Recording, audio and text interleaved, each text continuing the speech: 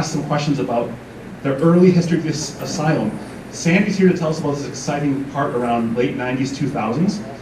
I was prepared to do a quick, brief history of what the asylum is and why it was there, leading up to a handoff to Sandy. So I'm hoping to do like a 6 or 7 minute thing on the asylum. Who remembers seeing this building, by the way? Raise your hand. Okay, great. Wow, Andy, you weren't born yet. Put your hand down. Oh, you don't remember. That's every hand in here. But you've seen the pictures before. Also, this was obviously one of our big iconic landmarks when you came in from the east side of town. You saw this. I remember seeing this when I come into school here as a kid in the 80s.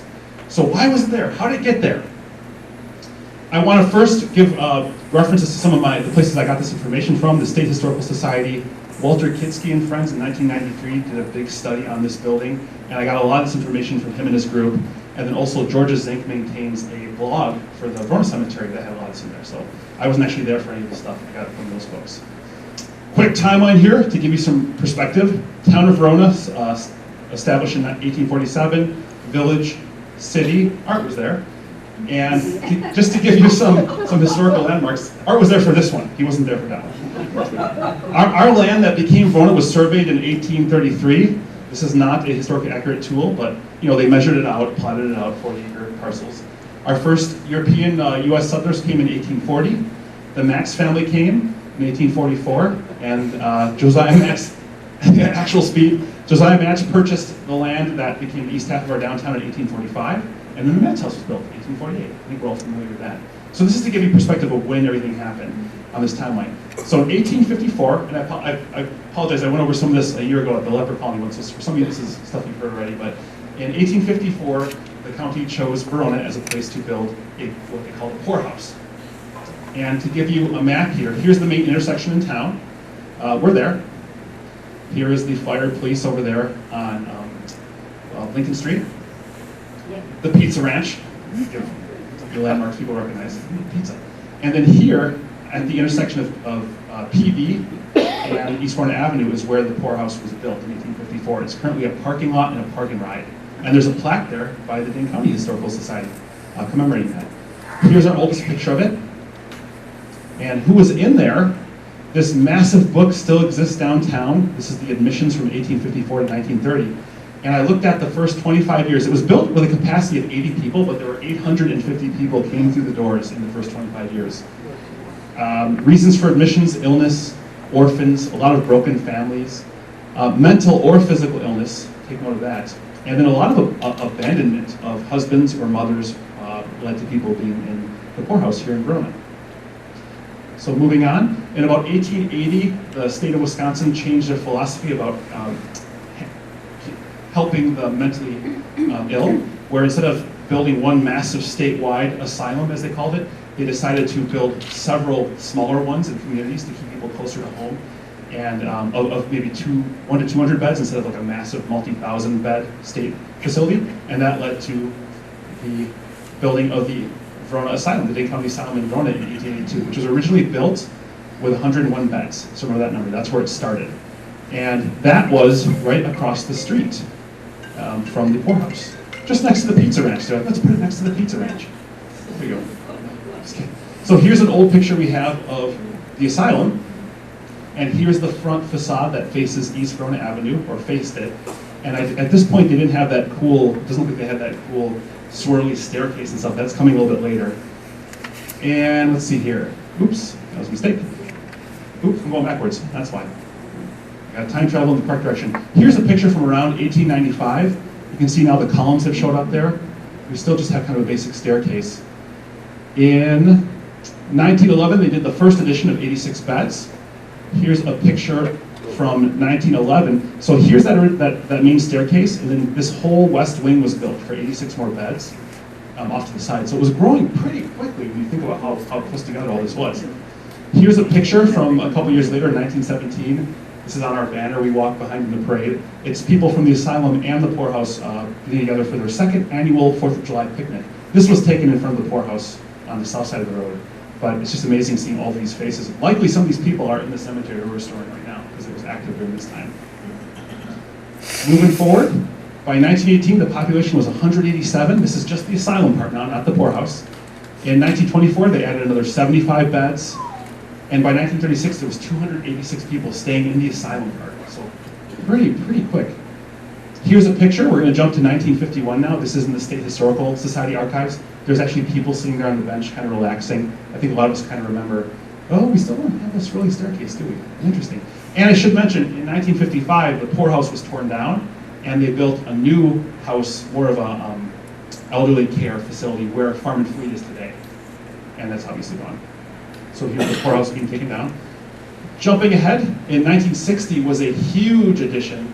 Anyone here, John, you don't remember this happening, do you, 1960? Do you remember this? Did that make news like where you were? I guess you were. The edition? Yeah, the 1960 edition. Well, I don't know if it was a lot of news. Yeah. I don't know.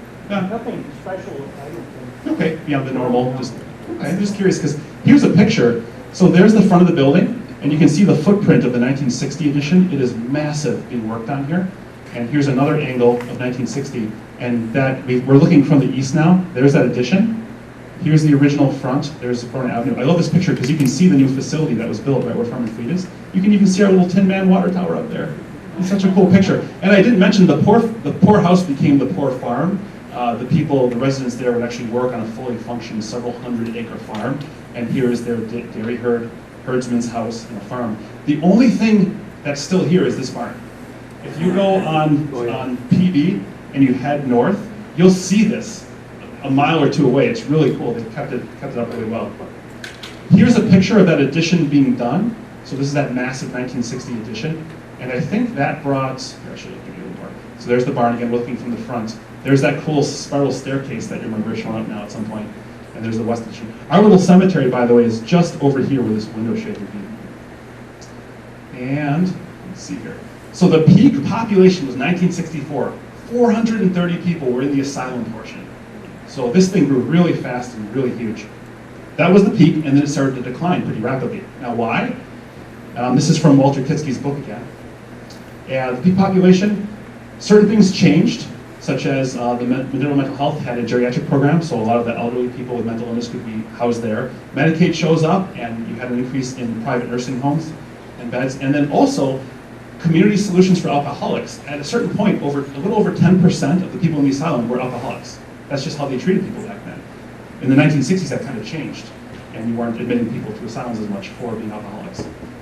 So now we're kind of coming down. So 1971, 73, they phased out 6 units. More patients were being released to community nursing facilities, nursing homes. The population was 212 by 1973, and then in 1975, it was down to 184. And they closed down the main section of the old building. And here we got, they started picking apart at it now. This is a picture from George's blog. In 1993, they started tearing down pieces of it. And here, I just want to show the awesomest picture. This is 1980 of that front facade, kind of the heyday. This is the part that Sandy's going to be talking about, this stuff in here. And I think I want to introduce our speaker, Sandy Everson. Thank you for being so patient, Sandy. Sorry, my talk was kind of long. Sandy's here. So now, we're branching into the 1990s. I met Sandy through the family on Wayland Road who had the headstones in their backyard, because Sandy worked at the county when that family realized what those were, and you guys were in communication about what to do with them, and you gave them lots of great historical information. And the more I talked to Sandy, the more I realized, oh, I need to start calling her a history hero. So Sandy, if you want to come up here. Do you want me to do this slide, or do you want to try it? That button goes forward in the middle there. And you also have a laser pointer there. So you might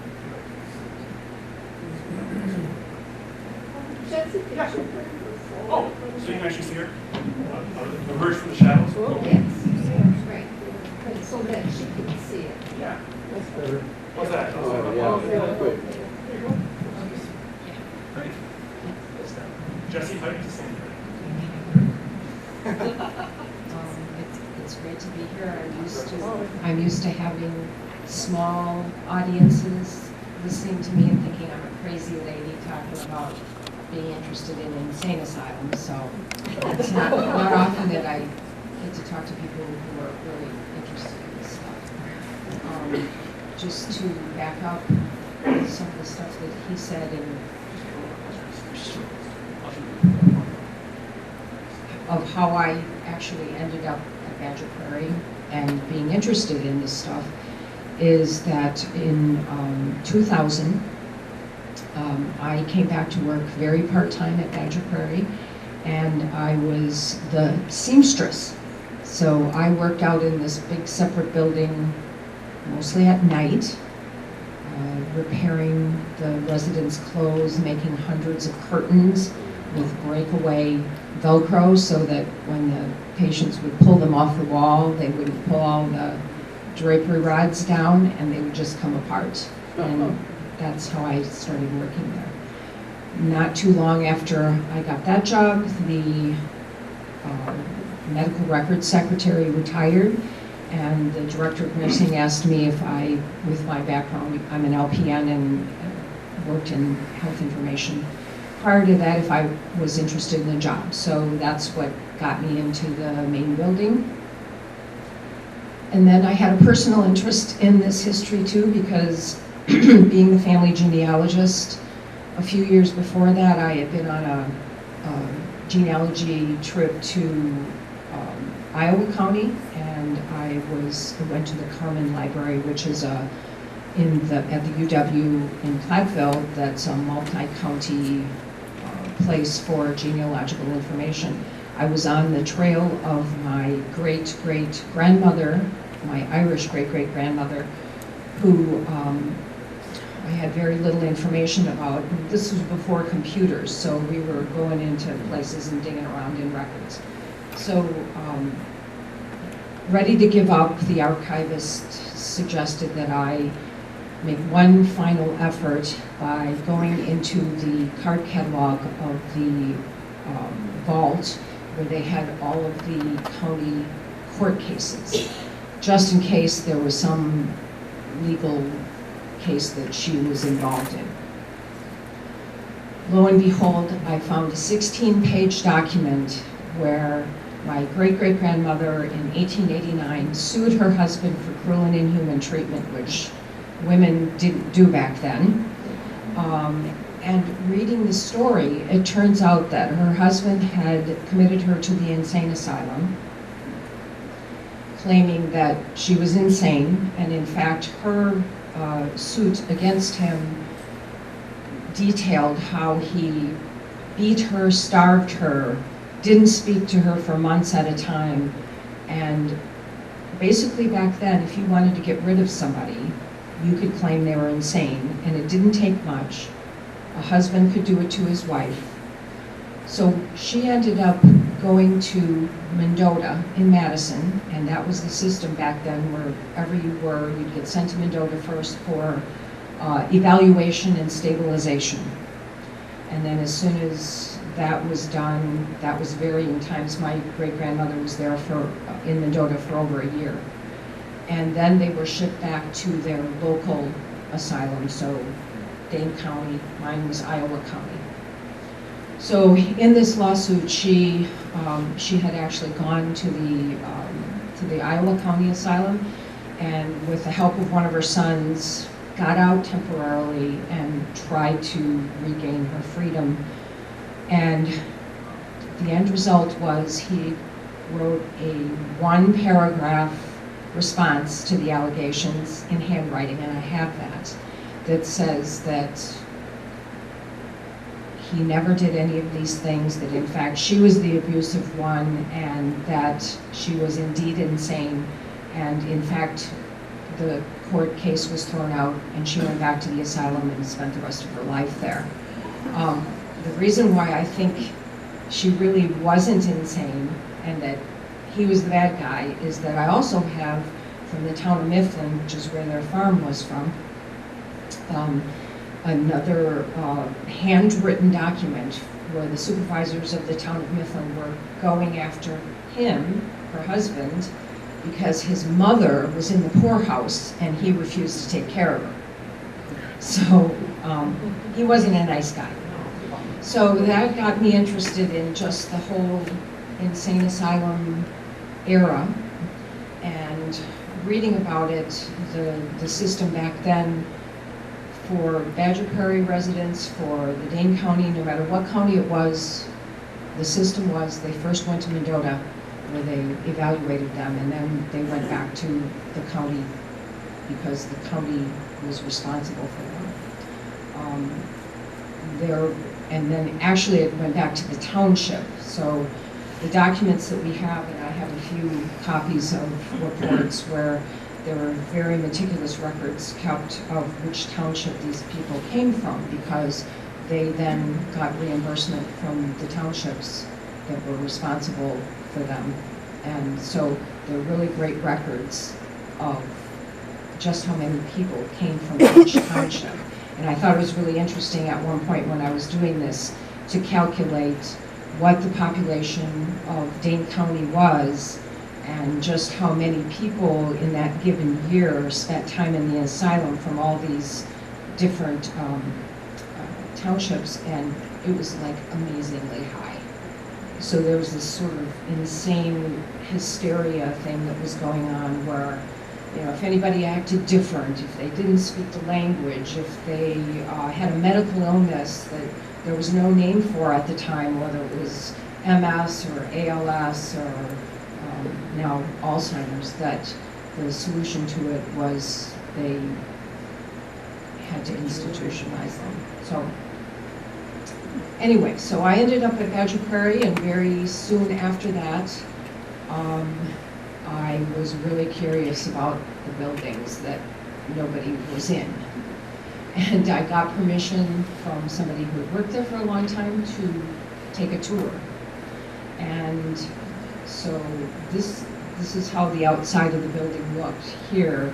And I took pictures of those windows with the vines in all the different seasons. And you know, they're really green in summer, and this is the fall, and it's really beautiful. And after I toured the buildings, and it was just so amazing, and the workmanship on the inside, the wood was beautiful, it was shiny, you could see yourself in the moldings. It was just done so beautifully. The staircases had ornate carvings on them, and the floors, the tile was in this really cool sort of Greek pattern. So I fell in love with the building then, and couldn't believe that the whole thing was going to get torn down. So then there was another employee there who told me very shortly after that, and I worked in this really little office with my present day job of doing all the records and transcription and coding for the present day residents. So I didn't have a lot of time to spend on this historical stuff, and I had to do my real job and sort of try to do this on the side. And so this other employee told me, did you know there is this room down in the basement over there that has boxes and boxes of old records in it. And you know, the room is full of spider webs, and so, you know, are you interested in getting those out of there before the building's torn down? And of course, it's a no-brainer. The answer is yes. So here's the room. Look at that. Here's the room on the right as we found it, with papers all over the floor. And inside that room, oops, I'll get this version. Inside this room, here's one of the things that I found, which is this huge ledger. It's really heavy, and as Jesse said, he's not seen it, I don't think, at the Historical Society, but it, each page, as you open it up, has the person's name, where they came from, where their parents came from. The reason for their insanity was at a line on the bottom, which there was very, very interesting reasons for insanity.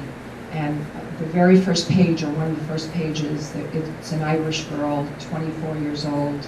I haven't seen these things in a long time, but I remember this one. And the reason for her insanity was probable pregnancy by a Negro.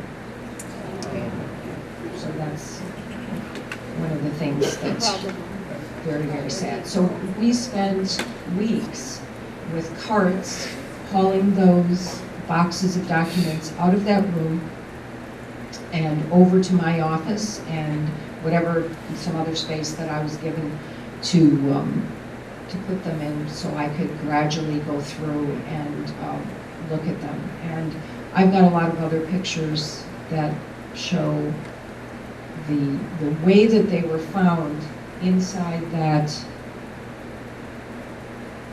Go back to this. So on the far left there was the big vault. And so inside that vault, as you open the door, there were little cubby pull-out things that were like mailboxes, and crammed inside there were the old trifold documents, and they were wrapped in brown paper and then tied with string. And I was afraid that opening them up they would start falling apart, but they were amazingly preserved.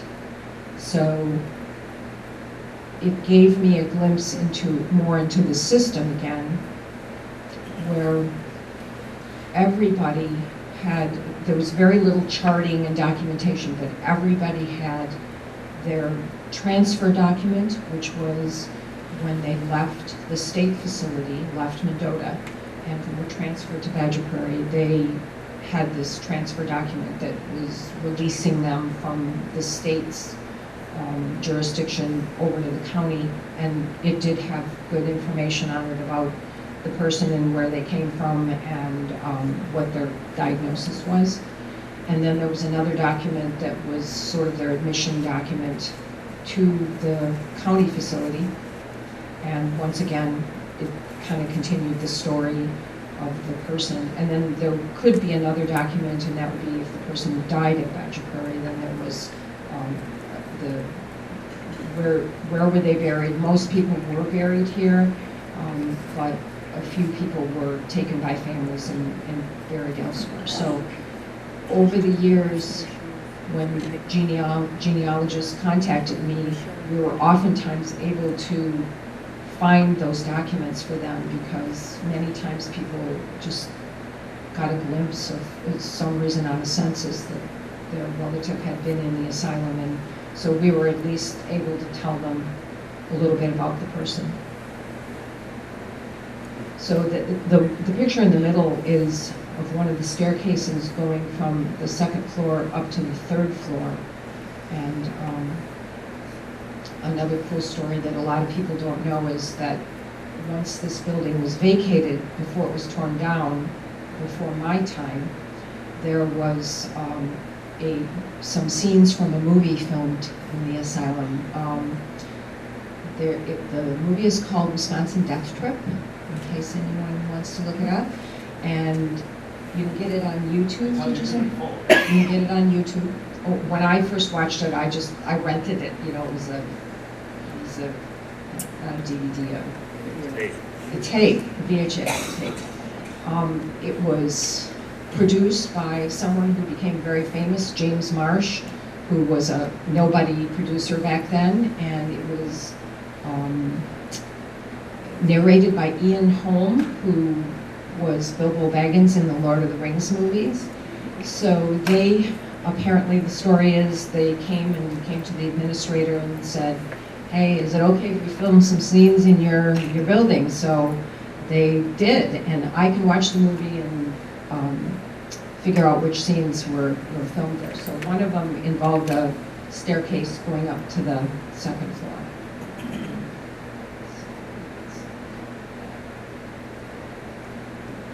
So that's the ledger book that I spent many hours reading very carefully. So this is how I remember the building when I came there, and everything in the main building was intact.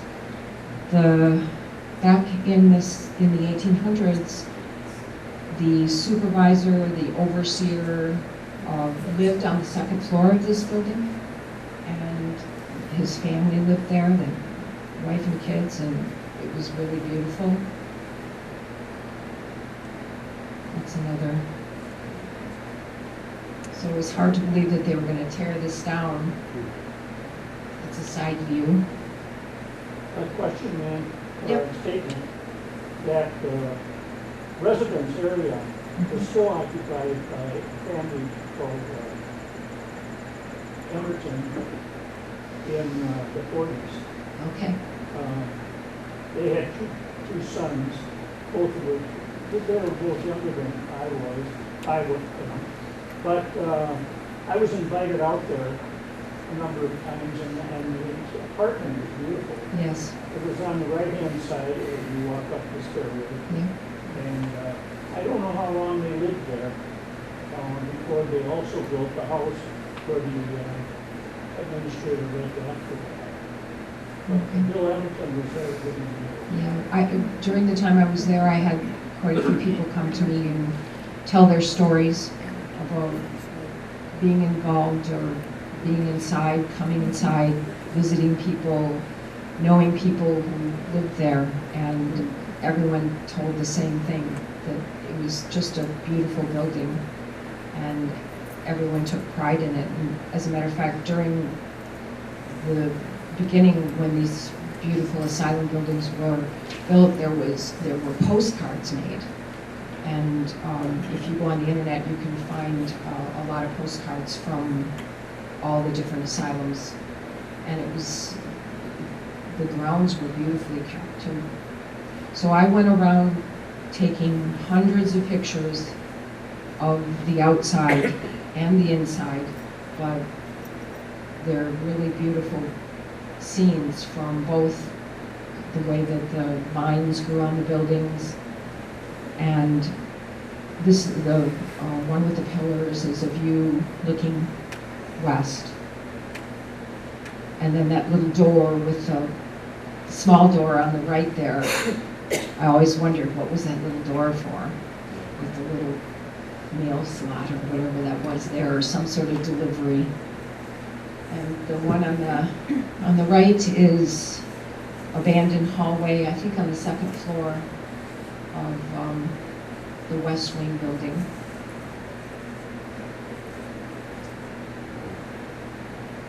And okay, so on the bottom is the herdsman's house, which I think was one of the last things to get torn down, and that was where the herdsman was able to live when there was the poor farm. The top one is a bunch of wicker furniture that was still in really good shape, that was on the lower level of one of the buildings closest to the 1960s building. And then there's the attic that we went up there, and many times there were owls that lived in there. And as a matter of fact, when they were tearing the building down, they found some owls living in between some of the materials between the walls, and they had to call, like, DNR rescue to come out and get the owls out of the wall.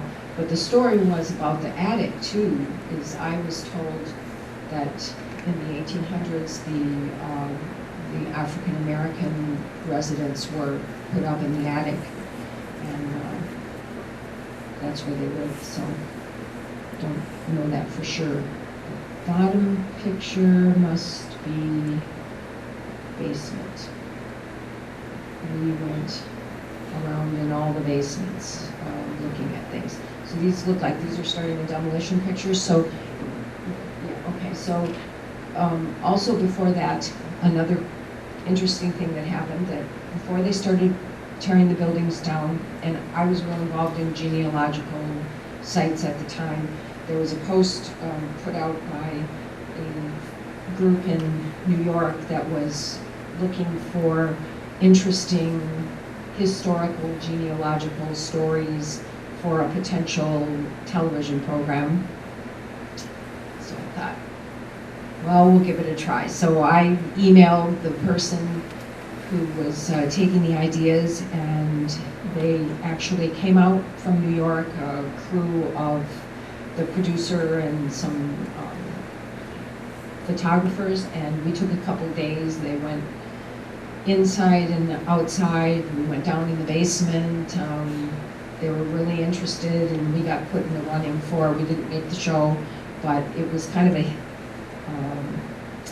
history, mystery kind of show, and my idea was what happened to the gravestones, because nobody had a clue back then, and nobody was really even interested in asking that question. And I was told the person who beat us out was someone from another county who said they had the bullets that shot Bonnie and Clyde. So once the building started to go down, you know, it was supposed to be hands off. The fences went up, and there really wasn't a lot of attention. There was some stuff in the media about the demolition, and a few people came by and stopped and looked, and it was sad for people who knew what it looked like on the inside, thinking of all that beautiful stuff just going down. And supposedly some of it was going to be recycled. That was what they said. And a few, just very few were. During that time, our teacher from Verona High School had a project, and it was called the Asylum Project, where he took wood from the old building, and the kids made picture frames for old documents and photos. And there actually was a show with other artifacts from there that was at Verona High School, and then it actually was at the Overture Center. And it was in Gallery 1 in Overture Center for a couple of months, and there was a lot of interest in that. And one of my best photos was framed by wood from the asylum. So I don't know what happened to the other stuff from the asylum project, because some of the other things that was in the project was things that we found in that basement room besides documents, which we found boxes of items that belonged to patients when they came in. There were jackknives and rosaries and dog tags. I found some Civil War discharge papers, and I was actually able to, I couldn't find the family. It was from the town of Oregon. I couldn't find the family, but I did donate that to the Oregon Historical Society. You know, just little things that people had when they came in there that they had to give up, and they were in cigar boxes. I don't know what happened to that stuff. So I took literally hundreds of photos, black and white, color, digital, and 35 millimeter of different scenes of the building coming down. And of course, this was very sad for me to watch this happening. And we were told not to go over the fence or through the fence for any reason, and then in the dark, I started sneaking between it, and the fence, and picking up a few of the bricks. So that's what my pail of bricks is here, so I'm glad I saved a few of them. Very sad to watch. This is, I could go up into the second floor of the 1960s building and watch it come down. There's the front.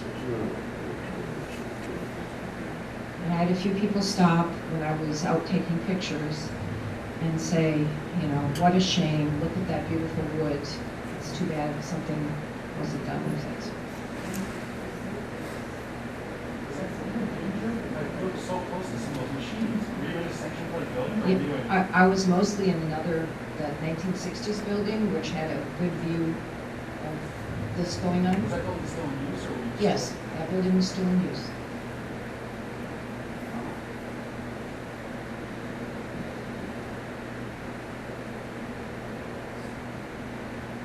So there I'm on the roof. There was a custodian who let me up on the roof to take some pictures.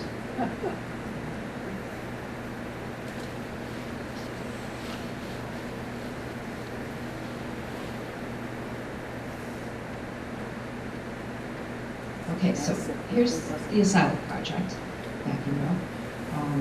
So the teacher, those are the photos on the wall there, in the first picture, of different photos that got framed with wood from the asylum. And up here on the bottom then are just some of the interesting things that were taken out of the building. I see some wood moldings, and then the case on the lower right would be the case that they made where the artifacts that came in. And then the top one looks like pieces of the flooring, which that shows that design that was in the floor.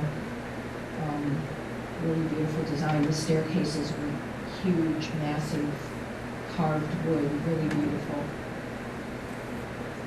Okay, so also I wanted to back up to prior to what you were talking about. Since in 1984, I started working for Dane County Human Services, and I worked in the welfare system as an economic support worker, and got to know a little bit of history about just the welfare system too, and then in terms of insane asylums. Prior to building the county-run insane asylums, way back, so way back, first of all, there was nothing, so people ran into hard times or had illnesses or were abandoned. Then if your family didn't take care of you, if you didn't have somebody to help you, you had nothing.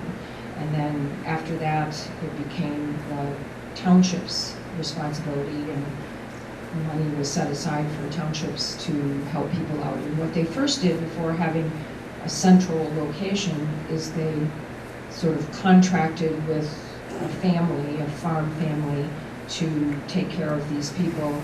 And eventually it got shady, and these people were basically using the people they took in and were responsible for as slave labor. So that wasn't the greatest idea, and that's when they started building the poor farms and the insane asylums, so that there could be some oversight into this, and people weren't taken advantage of. But the thing that I thought was awesome in reading all those records was that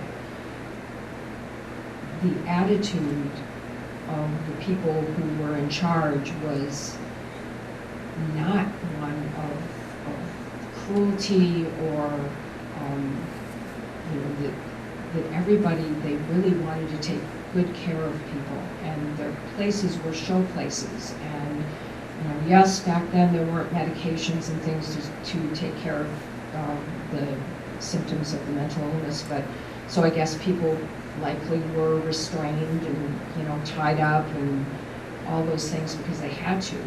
But the way that they spoke about their system was very fondly, and they wanted to take care of everyone really well. So I was talking to somebody the other day about coming and talking, and this person is from Verona, and they said, oh yeah, that scary place. And I said, it wasn't a scary place.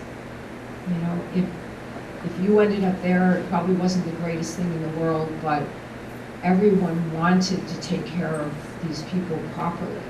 And when the poor farm was in existence, everybody had a job. And whether it was folding laundry or milking the cows or taking care of the crops, the worst problems developed after they were no longer able to do that. And, there was a time period, I don't know the exact date, when establishment decided that these people couldn't work that lived there. And so they had their jobs taken away from them, and they started to sit. And so, they liked to work. They liked to feel part of the whole operation. So, then people needed medication to sit and do nothing. So the system really changed at some point, and it wasn't a working farm, and people were hired to take care of the farm instead of the residents being involved in it. So that part is sad that was lost. So Over all the years that I worked there, I spent going through each one of those documents, and I think I probably looked at them all, sorting them into, first of all, the different types of documents, the admission ones, and then the transfer, and then if there was a document, and then merging them by the person and alphabetizing them. So that's when I left there, which was in 2006. Everything was pretty organized that I had gone through, and then after that point, the person who took over for me wasn't interested in doing anything with the historical records, and I think then at some point they all went to the Historical Society. So, Is that where they are?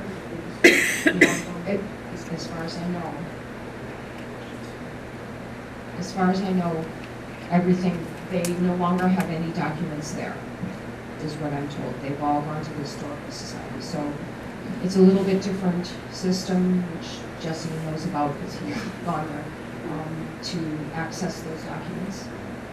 And it's probably not as organized. Well, so Lynn's question was, where are the documents today? And down at the archives on the third or fourth floor at the end of State Street, they've got over 20 boxes of documents from the asylum and Poor Farm.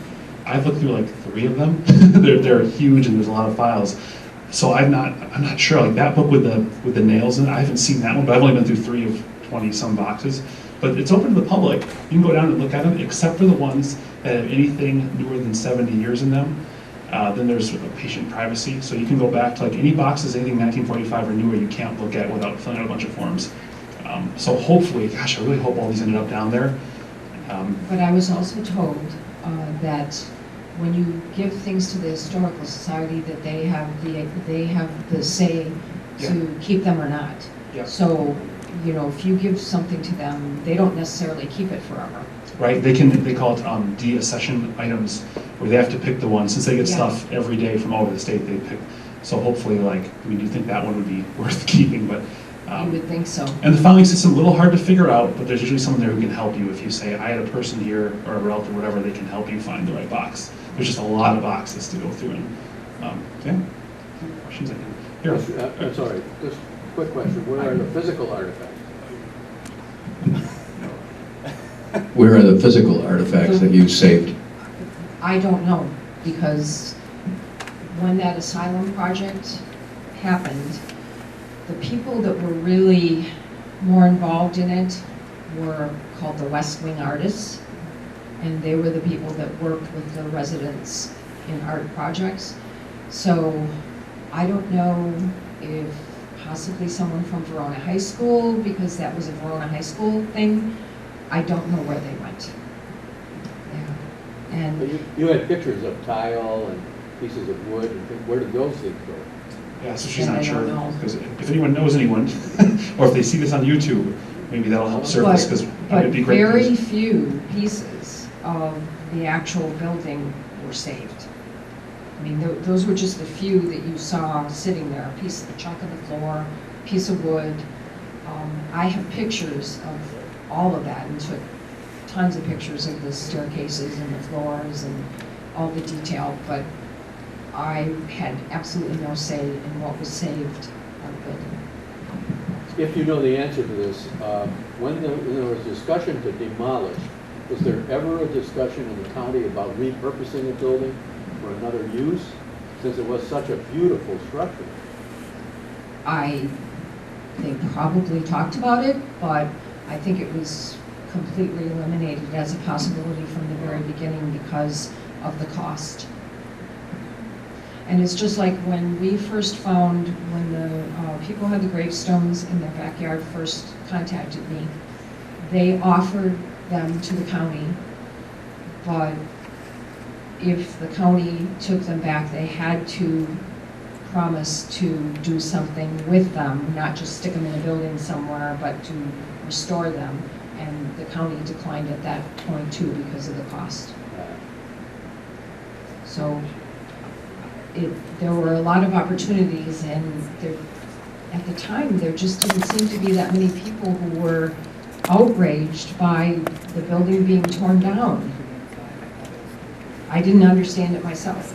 You know, I don't live in Verona. I've never lived in Verona. I worked there, and there just would seem to be a few articles in the newspaper, but the county had made the decision right at the beginning that they were never going to save the building. One more. Jesse has a list of all the people that are buried in that cemetery we're working on. Is there any way to cross-reference those burials with people that you discovered in the records? Yeah, I think so. Steve's question was, can we Sure. cross-reference Sandy's records? Yeah, if we can figure out where Sandy's records are, like what box they're in, then totally. We've got the first name, we've got birth countries, we got a lot of information on the people in the cemetery, so it would be a big project, but it could totally be done. And I feel like it will be someday. Maybe Annie will when she's running this. It's going to be a huge project someday. I think someone can do that, yeah. There was a few genealogists that contacted me for information about their families that I actually had start to finish everything. Their transfer document, their admission document to Badger Prairie, and then they died, and the circumstances of their death, and then they were buried, and we found the burial on one of the maps. So they had everything. Good question over here. My question is about the cemetery. Who actually made the decision to remove all of those headstones? I think Jesse found some more information. We want a name. So you want a name? So that is still unknown and is probably lost to history. So the person who made the call, or people, we found no record of that. The memories of the people who were there when it happened, namely the son of the fellow who ended up with 80 of them, remembers them disappearing, being stacked up, being put in a maintenance shed, and then from that point on they were just kind of free for people to take and repurpose. But he was young at the time, he was in his lower teens, and he remembers him moving from the cemetery there, but he was never part of the conversation, and I think all those people are probably gone, and you never know, maybe there's some file in Sandy's documents that will shed some light someday. But that's just one of those, I mean, the kind of, you'll hear people say like, the common belief is that it was because the maintenance was so hard to go around and cut them all, but I've never found any official documentation, but that seems to be the kind of oral history that it was people got tired of mowing, but you don't know if that's something that has any fact behind it or whatnot. So Somebody had to decide yes or yeah, no. well, one thing in that picture from 1949, you can see there's a pile of them next to a tree, and some of them are kind of tipping over. So I feel like over time it started falling into repair, and at some point someone was probably just like, forget it, it'd be easier to do this without them. And yeah, that person, I don't know if we'll ever find them, but we're undoing it though. We're undoing it. We're, you know. So. And Originally, when I was very young, I saw several burials there. We rode our bikes out there for a burial, and they were, well, we thought it was kind of spectacular, but it was pretty sad. There were only 3 or 4 people around, enough to carry that pine box, and they made the pine boxes right there at the home, or the asylum. But many of the graves had just a wooden cross or a wooden plate or kind of thing with a number on it. But, you know, they didn't last very long. So there are a lot of those graves didn't have stones. I don't know how many, but they had some kind of a wooden marker. And if I were to answer your question, I would bet that the impetus for taking those stones away were from the guys who had to mow.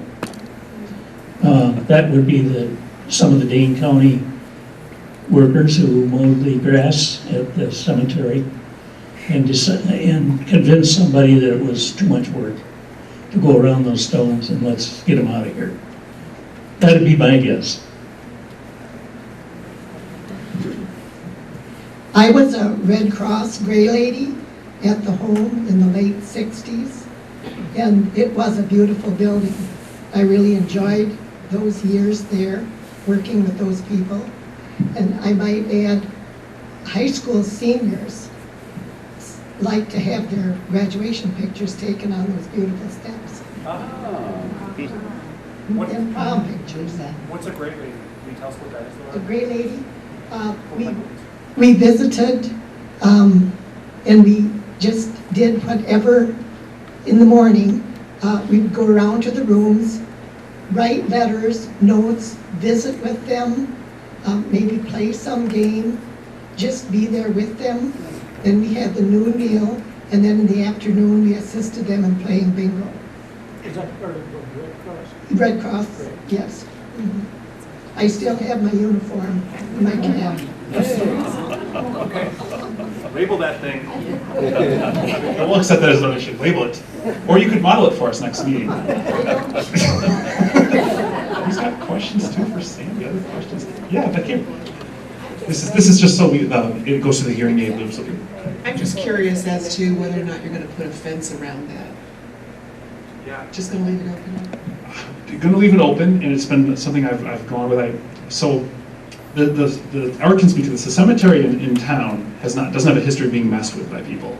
It's very rare. People respect it, and personally, I really want this to be a place where people connect with the people there. So when you go out there, you'll see people having a picnic under the big tree, or people walking their dog or throwing frisbee, or there's kids on picnic blankets sometimes, and I love that, because it's a cemetery, but it's a classroom. You go there, and we're going to have a plaque up describing. So with the grocery store. Well, the good news is that subjectively good news is they've put that drainage area next to it, so that kind of blocks off one side, so people aren't likely to just kind of dance through there unless they're going there to see it. But it's a great question. It's something I've really wrestled with. Do we protect it? But seeing little people or little kids and stuff go in there is just... Jesse? Yeah. Can you mention the fact that we are going to try to have a monument that has all the names connected to the numbers? Yeah, I didn't mention that during my little summary, but that's part of our project. The last piece is putting up some kind of a placard with everyone's name on it, their birth country and when they died, and what grade number they are. So when people come there looking for a family, they can kind of know if we have their stone and kind of where they are. And this has happened. I know of 2 people who've contacted us in the last year to find relatives, and I've helped them know where they are on the map. One of them we actually had a stone for. So, yeah. Questions? There's a lot of good questions up here, Ryan. Who has one? Yeah, here, we went to the back there. There you go. Just so people can hear, I'll give you the mic. There you go. Thank you. Sandy, I'm not quite sure I understand how you got involved and then how you decided to take these records and what you did with them initially when you were reading through them all, and at some point you turned them over to State Historical Society, or how did that all work? I didn't, because they were still in my office when I left. I took another position at a different county location in 2006. So they were in your office downtown? In at Badger Prairie. Oh, I see. And another person came in who didn't have any interest in doing anything with the records, and administration at that point must have decided that they didn't want to deal with them anymore, so that's when they left. Well, thank you for what you did. Yeah. Sandy.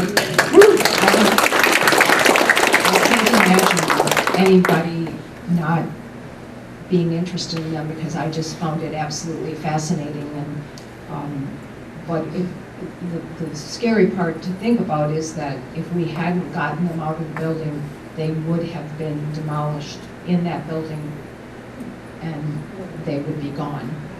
How many people do you think you helped? You mentioned to me that you had a really good success rate. I think over the years, probably 40 to 50 people contacted me, and I got permission from the administrator to release the information to them if it was over 75 years old. And so they actually were able to get copies of the documents, and sometimes these genealogists previously knew absolutely nothing about what had happened to the person in their family. So it was closure and an explanation of what happened. And a couple of the most interesting ones was, one was a Russian guy who, there weren't a lot of Russian immigrants, but apparently he didn't speak the language and people were scared of him, and he was a big guy, so he got confined to the asylum because he couldn't communicate with anyone, and so his family came looking for him because they found some shred of evidence somewhere, so at least they were able to find out what happened to him. Questions? Oh, question back here. Have you published your pictures, or are they online available to people? And also, is there a genealogical group in Verona or Fitchburg? I don't know about the group because I'm not from either Fitchburg or Verona, and as far as my pictures go, because I'm getting older, I'm trying to find something to do with them to make sure they're preserved and my kids don't have to look at these boxes of things and figure out what to do. The digital ones already I've given to Jesse, so he has them. I don't know where they're accessible, but I have a box of 35 millimeter pictures, hundreds of them, and I think they're some of my best ones, and I don't have the time or the funds to do anything with them myself. I would like to. Some of them I'd love to get them enlarged and framed so they can go somewhere for people to look at. But at this point, I would donate all of my pictures to the, where they belong here. So hopefully they will be accessible to other people. We'll definitely accept that donation. And maybe display them in a house sometime, fingers crossed. Are there questions? Oh, sorry. There you go. Thanks. When was the last patient admitted to the asylum, and when were there no longer patients in the asylum, and where were they after they left the asylum if they weren't buried? Well, the asylum, as you talk about, sort of became Badger Prairie Healthcare Center, which is the county's psychiatric facility. So there was a point where the place gradually started to shut down and people were dispersed to other areas if they could be. And the place you were talking about that is where Festival Foods is being built, which I can't remember what we used to call it. There was a word for that. That was more the nursing home part of it. And then it became a private assisted living facility after that. Those people probably didn't have the mental illness diagnosis that would allow them to stay at Badger Prairie as it stood in the newer part. Everyone had to have a mental illness diagnosis. So if it was just old age or things associated with that, they then went to private nursing homes. I can't tell you when the last person was admitted because when I worked there, it was still a functioning psychiatric facility. In fact, it still is. I mean, the Badger Prairie as it is now is the county's psychiatric facility, which is probably 2/3 Alzheimer's people with other associated complications, and then one wing which is chronically mentally ill, younger people who need to be confined, and so that's a locked unit. That's how it was when I left. Questions? Well, I mentioned something real quick too, that there have been leadership turnovers since Sandy was there, and when I approached them in 2016 about our cemetery project, they were incredibly supportive. Approved it right away, asked if when we're done if they could do like an event or something, and I haven't asked them for any help with it yet. I figure when we scope out our plaque, maybe we'll ask them if they want to put anything for that, but they've been really behind our current project, so that's fortunate, I think. Yeah, at the time that this was happening, that wasn't the case. Yeah, so thank goodness. It was just all about tearing it down and then selling the land. Yeah. Questions? Oh, hey, Bonnie. I'm going back to some of the pictures that you saw. There was that small building with a door and a small door. Yeah. Was there such a thing back then as people who wanted to put their babies in that door, that little door could have been? I don't know. Any thought about that? No, I don't know. Because some women were housed there because of pregnancies that people didn't want to deal with. that perhaps somebody was pregnant, had a baby, and brought it over there? That's. You never heard anything about that? No, I never heard anything about that. I didn't hear anything about that, but the first time I looked at the first box and I opened the first folder, the first thing I saw was a handwritten note card in pencil saying, "This child was born yesterday. He's a Christian. Parent can't take care of. Please take care of them." And it had a date on it from the 1800s. It was just a little, but I was able to find that child in the big admissions book. Turns out they were brought to like a fire station or something downtown. They brought the child to Dane County, and then they were moved out of there within a couple of months. But it's just this little heartbreaking note. You think maybe even written by the mothers themselves, just saying Christian, or it said their religion, and please give them a good life or something, and that was it. So it was happening. I don't know if the door was for it, but there was a date. I can't remember. It was 1800s, something like late 1800s. So yeah, it kind of gives you chills when you hold something like that. And just like I wonder about that poor girl that's in the ledger book that was there because she was pregnant by a Negro back in those days, and you know what happened to her child, because of course that was considered a terrible thing back then too. Questions for Sandy? It's wonderful.